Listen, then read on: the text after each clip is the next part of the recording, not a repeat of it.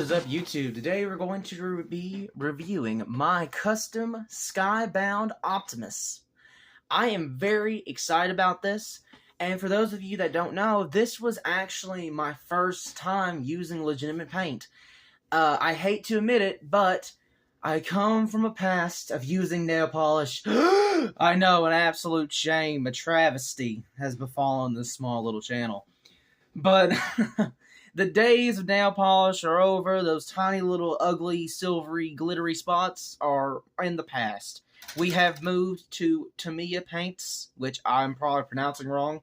But that paint is an absolute godsend, and if you really want to get into customizing Transformers, I totally recommend it. Not sponsored at all. Hopefully down the road. That would be awesome if they did, because I absolutely love their product.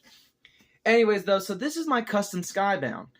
For those of you that don't know, I've had a Earthrise Optimus for about 2 years now that I have slowly been adding battle damage to. About a couple of weeks ago, I added a cracked windshield, and then before that, I kind of scratched away the Autobot logo, took away some of the silver paint for battle damage, made the head sculpt look really raw and rough. Some points of it have been really damaged and scratched up on purpose. I colored this blue for some reason, but I'm going to go over this in red, I'm pretty sure. But just over the time, I have been definitely adding to this guy just a lot of battle damage, you know, because I think the idea of a clean Optimus Prime that doesn't have any kind of broken body parts is a stupid idea, because Optimus Prime, you know, has been fighting for thousands of years. He should have battle damage, and I am a firm believer that Optimus Prime should have battle damage. That's just me. So I really want to do that to my, my G1 Optimus. I think that this guy is an awesome mold, and I love what I've done with him. So recently I've seen, and this whole thing kind of spun out of control because I fell in love with the Skybound Optimus design because of a meme. I saw a meme of, how y'all feel about going on the owl fence, practically. And that's where the Skybound Optimus really the design started to take place in my head. And I thought, I want a figure of this. So I did some comic book research. I looked up the comic book. I looked up who the character was. I read some comic panels. And I really got into the character of who Skybound Optimus was. And right now, I think he's the rawest interpretation of the G1 Optimus to date. I really want to read the comic. I haven't read the comic yet. If I do, I'll probably make a review on it. But I fell in love with the idea that Megatron's arm is Optimus's main weapon. I think that's such a sick idea. So let's do some comparisons, because I actually do have quite a bit of the Skybound cast. So obviously you have Optimus Prime with his Megatron arm. You have Ratchet, which plays a huge part in it, which I absolutely love. And this is the exact same mold. So I actually do have this comic book accurate. And then Cliffjumper, which again, comic book accurate. Now, I don't know the entire cast. Right now, I have seen Ratchet, I've seen Cliffjumper, and I've seen Optimus. I think RC is alive in there. I'm not going to spoil any of it, but there are a lot of deaths, but the main cast is these. I think that RC is one. I just don't have one. I don't know. I don't know if it's like a G1. I don't know if I could replace it with the Rise of the Beast RC. So I would rather just wait until maybe I can get like a Thrill and 30s one or a Siege. Or I'm just going to wait. If I fall in love with Skybound, I'll probably have a Skybound shelf in the next month or two. But anyways, though, this is the cast that I have currently. And let's move away these comparisons for a second, my boy. And let's get right into the custom. I'm very happy with the way this turned out. As I've said before, this is my first time actually using paints and not nail polish, which is absolutely horrendous. This is some nail polish travesty right here. But I really enjoy doing this. I mean, it took me hours to do this because it was my first time doing it, and I was a perfectionist all the way through practically. So we're just going to go over the parts that I've painted, how I did it, if y'all want to follow along. I mean, now, I didn't record me painting this, but if y'all like the idea of me recording my customs, maybe I'll make some videos about that, because now I have a lot of paint left over, and I'm definitely going to be buying some more, and there will probably be a lot more customs to come out in the next little while. So let's get directly onto the arm, because this is the centerpiece here. So for the arm, I used a flat black, a flat red, all of it's flat. I didn't use any gloss because I figured that I would rather deal with the flats first. So maybe the gloss would look better, but I don't like it. I don't like how the gloss would catch the light. I think having this darker gray definitely works better, and it helped making it look more like Megatron. Which I think that it does a pretty good job of looking at like Megatron if you take Optimus away. I mean, that's Megatron's arm, I think. Looks really nice. So I don't have a G1 fusion cannon, so I literally just stole the Gamer Edition Megatron one, which I think looks pretty good as a stylized version, because obviously this is not the G1 comic book Optimus. The mold's more to the 80s. Oh, well, it's Netflix Optimus, but, you know, whatever. It's Netflix Optimus, so I think having this stylized Megatron arm allowed me to definitely have some more creative liberty. So I really wanted to keep the essence, the main look of the robot arm, but take away some details to make it look smoother, to make it look less like Optimus, more like Megatron. So a lot of what I did here in the very beginning, let me just take this off. A lot of what I did here in the very beginning was that I actually, before I did anything, I filed down this section and removed all of the texture, all the little buttons, and just made this flat. That way it is immediately separated from what this area looks like. So I was very happy about that, and because of the way that the paint works wonderfully, now I actually messed up a little bit here. There's some little spots. The camera picks up on it pretty well. But as you can see, there are some spots that I should probably go over with some paint and maybe fix that, file it down, something. But first time, not too bad. But as you can see, there's a lot of details. So I went over this with a black, over this with a black, going on to there. I wish that I could have gone over these, but my hands were shaking so bad because, again, first time, that I could not get that in there for the life of me. Now, this was probably one of the harder areas right here because I wanted to get a dark red, but not make it look like this. So I had it. So I went over it with this red that's about this color right here. But then I actually went over it with like a dark. I mixed my black and my gray together and got a really wet gray and just went over it, and that helped a ton. So that's basically it for like the stupid cardboard, bro. So this piece right here is cardboard, which actually just broke off, which is horrible. But, you know, Megatron's arm has a little shoulder spike at the top, and this cardboard actually worked perfectly. I don't know if y'all noticed that was cardboard, but it worked like that. It snapped off somehow. I'm going to have to fix that later. We're not going to talk about that.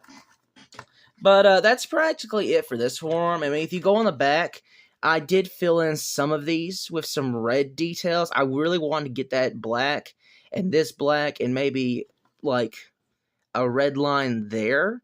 Because the accents that I was going for was red and black. And you can see that very well here. So this spot's red, that spot's black, that little button is red, and then this little bar is red.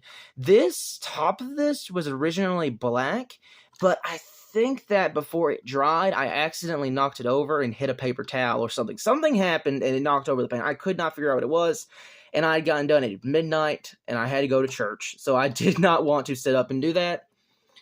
Same thing here, pretty much. I had black right here, and I cannot remember what happened to it.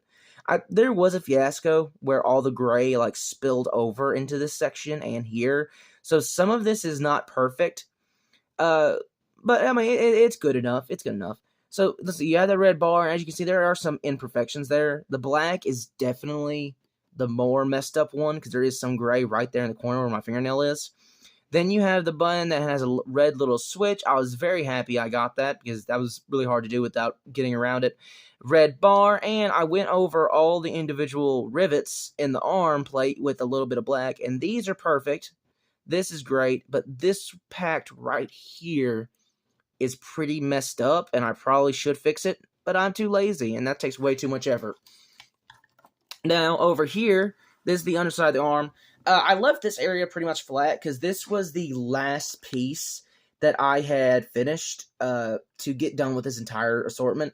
And I was so tired. If I wasn't, I would have definitely gone over that with some black right there, red right there, black right there. I would have made that look really good.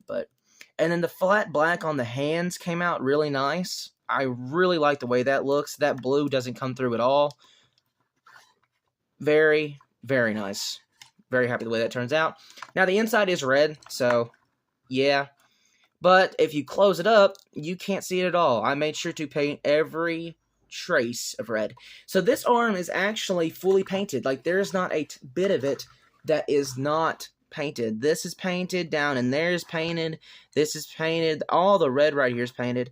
This is somewhere, oh my gosh. This is where I overpainted on the edges right here and slowly went onto it. I did not mean to do that. Even this is painted to separate this one and this one, which, again, I went over this with a gray wash, which worked out very, very well. And then, to separate them even further, I actually took off the smokestack, which was its own little adventure. That was pretty bad to do. Had to take some pliers and pop it off. It was tough.